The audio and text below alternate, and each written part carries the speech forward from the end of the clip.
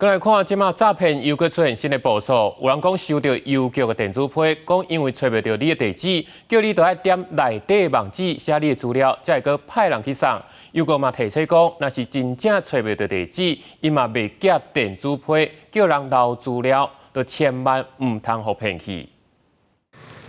袂少人拢有收邮局包裹经验，抑过若是收件人无伫咧厝诶，又使往往留即个挂号邮件招领通知单。医师陈志金最近伫面试发文，打出一张诈骗诶电子邮件截图。 内底写讲无度定位地址，无度继续配送，为着完成配送，请验证地址的资讯，点击下边这个所在到户头门户进行验证，顶面也有中华邮政的标志。陈志金讲，这就是诈骗邮件。网友也伫伊的文章下边回应讲，也有收过相款的邮件，而且也阁是简体的。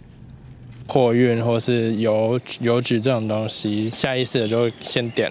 不疑有他。投资的那个 LINE 群组都是诈骗的，所以我们都没有点。 中华邮政讲，挂号邮件招领通知单会有收件人的姓名、地址、甲件人名称、甲号码。各种挂号邮件的号码用一段式的条码显示，即要私留。投送单位拢有招领邮局名称甲电话，而且邮差背留手机号码，顶头会有6码员工编号。通知单更加袂伫批笼内寄送。